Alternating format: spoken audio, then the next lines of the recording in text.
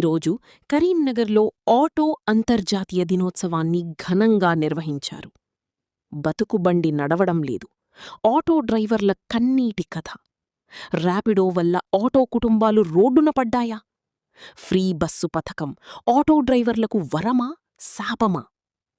గంగుల కమలాకర్ చేసిన వ్యాఖ్యలు ఇప్పుడు రాజకీయ చర్చకు దారితీస్తున్నాయి. ఆటో డ్రైవర్ల భవిష్యత్తేంటి? ఈ వీడియో తప్పక చూడండి. ఈ కార్యక్రమంలో కరీంనగర్ ఎమ్మెల్యే గంగుల కమలాకర్ పాల్గొని ఆటో డ్రైవర్ల సమస్యలపై మాట్లాడారు. మహిళలకు ఉచిత బస్సు పథకం వల్ల ఆటో డ్రైవర్లు ఎదుర్కొంటున్న ఇబ్బందులు, ర్యాపిడో వంటి ఆన్లైన్ సేవల ప్రభావం, ప్రభుత్వ సహాయం అవసరం.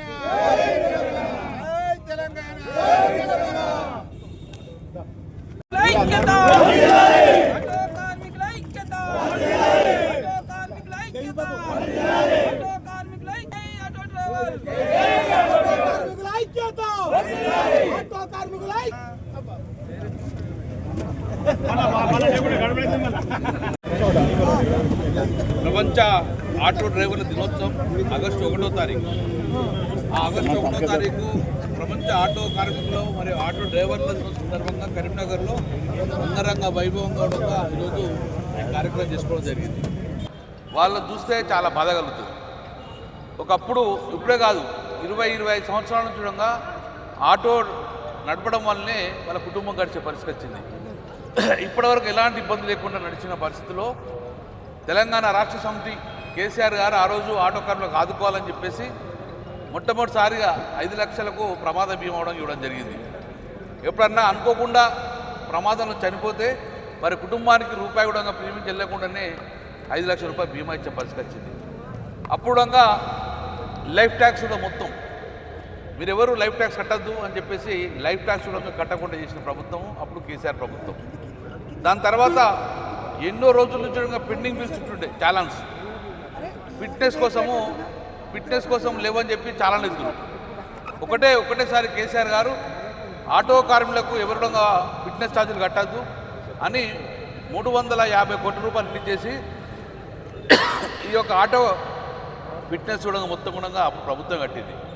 కానీ కేసీఆర్ ప్రభుత్వం కానీ నేను ఎక్కువ చేస్తా అని చెప్పి రేవంత్ రెడ్డి చాలా మాటలు చెప్పాడు. ఎన్నో హామీలు ఇచ్చారు. రాష్ట్రం కాంగ్రెస్ ప్రభుత్వం రాగానే మీకు భద్రత కింద, నిరుద్యోగ భృతి కింద, లేకుండా ఆర్థికమైన వృద్ధి కోసం, ఆర్థిక సపోర్ట్ కోసము ప్రతి సంవత్సరానికి ఒక్కొక్క ఆటోకు 12,000 రూపాయలు ఇస్తా అని చెప్పడం జరిగింది. 2.5 సంవత్సరాలే ₹2 బిల్ల రాలే. ఆటో కార్మికులు కానీ ఆటో డ్రైవర్లు కానీ చాలా ఇబ్బందులు ఉన్నారు. ఆర్థికమైన ఇబ్బందులతోటి గతంలో ఎప్పుడైతే ప్యాసింజర్లు వచ్చిందో ఎక్కువ శాతం ఆటోలో ప్రయాణించే వాళ్ళు మహిళలే. కానీ ఇప్పుడు మహిళలకు ఉచిత బస్సు ఇవ్వడం వలన ఆటోలో ఎక్కే పరిస్థితి లేదు. సరే, ఉచిత బస్సు మేము వ్యతిరేకిస్తలేము, కానీ దానికి ఆల్టర్నేటివ్గా కార్మికులందరికీ కూడా ఆటోకు 12,000 రూపాయలు ఇస్తారు మీరు హామీ ఇచ్చిండ్రు. కానీ ఇంతవరకు 2.5 సంవత్సరాలే హామీలు నెరవేర్చలేకపోయారు. సంక్షేమ బోర్డు అద్భుతంగా 1000 కోట్లతోటి సంక్షేమ బోర్డు ఏర్పాటు చేస్తామని చెప్పిన మీరు 2.5 సంవత్సరాలే 1000 రూపాయలు కూడా వేయలేదు. 1000 కోట్లు కాదు, 1000 రూపాయలుగా ఆటో కార్మికుల కోసం సంక్షేమ బోర్డు ఏర్పాటు చేసే పరిస్థితి లేదు. మరి 2.5 సంవత్సరాలు ఎందుకు ఆటో కార్మికులు గుర్తొస్తలేరు? ఇప్పటికే ఆటో పరిస్థితి బాగాలేదు. ఎంతోమంది ఆత్మహత్యలు కూడా చేసుకుని జరిగింది ఈఎంఐలు కట్టలేక. ఇప్పటికే బీఆర్ఎస్ పార్టీ చాలాసార్లు ప్రోగ్రాం చేసింది, అయినా ప్రభుత్వం గుణంగా పట్టించుకునే పరిస్థితి లేదు. మళ్ళీ ఇంకేమన్నాడు, ఆటో డ్రైవర్ల కోసం కాలనీలు ఏర్పాటు చేస్తారని చెప్పాడు. ఆ కాలనీలకు ఇప్పుడు వేసే పరిస్థితి లేదు. మళ్ళీ ఏమన్నారు, ప్రభుత్వం రాగానే ఇందిరమ్మ ఇళ్ళకు డబుల్ బెడ్రూమ్ ఇస్తామని చెప్పారు. కరీంనగర్లో 660 డబుల్ బెడ్రూమ్ ఉన్నారు. ఎంతమంది ఆటోలకు ఇచ్చారు మీరు? ఎంతమంది శాంక్షన్ చేసారు? కాంగ్రెస్ వాళ్ళ చేతులు విలువెళ్ళాడుతున్నాయి అవి. కానీ ఇప్పటికైనా ఒక్కసారి ఆటో కార్మికులు చూసుకోండి. రెక్కాడితే డొక్కాడదు. గత 20-25 సంవత్సరాల నుంచి ఆటో మీద ఆధారపడ్డ కుటుంబాలు ఇవన్నీ కూడా. మీరు ఏదైతే హామీ ఇచ్చిండ్రో, మీరు హామీ ఇచ్చి ఆటోలందరూ గంపగుత్తకు మీ ప్రభుత్వాన్ని ఏర్పాటు చేశారు. హామీ ఇచ్చినందుకు ఇమ్మీడియట్గా సంక్షేమ బోర్డు ఏర్పాటు చేయండి 1000 కోట్లు. ఇప్పటికే 2.5 సంవత్సరాలు, ఇంకా 2.5 సంవత్సరాలైనా సంక్షేమ బోర్డు ఏర్పాటు చేయండి. మీరు సంవత్సరానికి 12,000 రూపాయలు ఇస్తున్నారు. ఇమ్మీడియట్గా ఆర్థికమైన వృద్ధి కూడా ఇప్పించి ఏర్పాటు చేయండి. చనిపోతే ఆ కుటుంబాన్ని ఆదుకునే విధంగా 5 లక్షల రూపాయలు ఎట్లా మీరు ప్రీమియం కడతలేరు? కనీసం ప్రభుత్వం నుంచి అయినా చనిపోయిన ఆటో కార్మికులకు 5 లక్షల రూపాయలు బీమా ఇవ్వమని చెప్పేసుకుంటూ కరీంనగర్లో సుమారు 15,000, కొత్త జిల్లాలో 15,000 ఆటోలు ఉన్నాయి. కరీంనగర్ నగరంలో సుమారు 6 నుంచి 8,000 ఆటోలు ఉన్నారు. వీళ్ళందరూ కూడా చిన్నప్పటి ఆటో నడుపుతున్నారు. కాబట్టి మీరు మానవతా దృక్పథంతో ఈ ఆటో కార్మికులకు ఆదుకోవాలి, ఆటో డ్రైవర్ని ఆదుకోవాలి. ప్రపంచ ఆటో డ్రైవర్ దినోత్సవం సందర్భంగా ప్రభుత్వాన్ని డిమాండ్ చేస్తున్నాం, మీరు ఏదైతే హామీ ఇచ్చారో హామీ నెరవేర్చారు. ఈ నిరుపేదలను ఆదుకోర్రి, ఆటో మీద బతికే ఈ నిరుపేద కుటుంబాలను ఆదుకోవాలని చెప్పేసి మరొక్కసారి ప్రభుత్వాన్ని డిమాండ్ చేస్తున్నాం. రోజు ఆగస్టు 1 ఆటో డ్రైవర్ల దినోత్సవం ప్రపంచవ్యాప్తంగా జరుపుకున్న మా ఆటో డ్రైవర్లందరికీ మొదటిగా శుభాకాంక్షలు తెలుపుతూ తర్వాత వచ్చి మా మీడియా మిత్రులకు ప్రథమ ధన్యవాదాలు తెలియజేసుకుంటూ రాబోయే కాలంలో కాంగ్రెస్ ప్రభుత్వము ఆర్టీసీ మహిళా ఉచిత పథకం పెట్టి అప్పటికే మా ఆటో డ్రైవర్లను నడ్డి విరిచింది.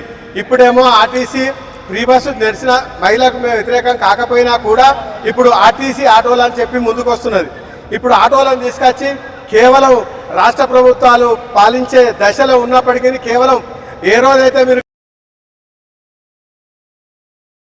ఇప్పుడు మా ఆటోలు నడిచినప్పుడు ఆర్టీసీ డ్రైవర్లు మీ అధికారులకు మీ ఆర్టీసీ అధికారులకు కాంప్లైంట్ ఏమని చేసిరంటే ఆటోలు నడవకుండా చేయదని గత 20 ఏళ్ల కింద వాళ్ళు ఆటోలు బంద్ చేస్తే వాళ్ళు నష్టట్లు అవుతారు, అప్పుడు ఆటోలు బంద్ చేయకుండా కొనసాగిపోయేసారు.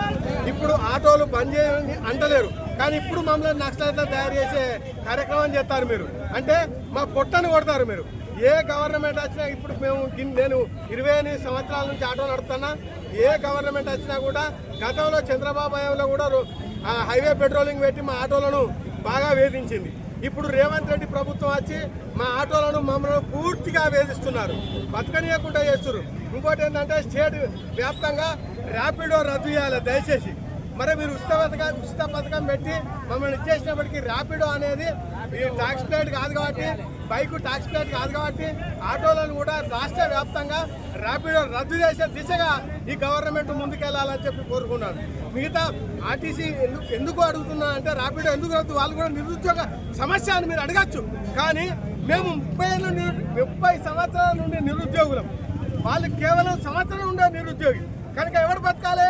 30 సంవత్సరాలు ఉన్నవాడు బతకాలి. 30 సంవత్సరాలు ఉన్న అబ్బాయి ఈయన పెళ్లిళ్ళకి ఎదిగి ఉన్నారు కాబట్టి, చదివించే దిశలో ఉన్నారు కాబట్టి వీళ్ళనే ర్యాపిడో ఖచ్చితంగా రాష్ట్ర వ్యాప్తంగా ఎత్తివేయాలని, ఏ ఊబర్ అని కానీ ఆన్లైన్ది ఏ సంస్థ కానీ ఈ రాష్ట్రంలో ఎత్తివేసి మా ఆటో డ్రైవర్లకు సంవత్సరం కాదు 12,000 రూపాయలు ఇస్తానన్నారు మీ అమల్లో, మీ మేనిఫెస్టోలో. ఇప్పుడు కూడా 1 రూపాయి ఇచ్చిన పాపన పోలేదు. తర్వాత వచ్చి మా ఆటో డ్రైవర్లకు 100 కోట్ల తక్షణ సహాయం అందించాలని చెప్పి ఈ సందర్భంగా తెలియజేస్తున్నాం.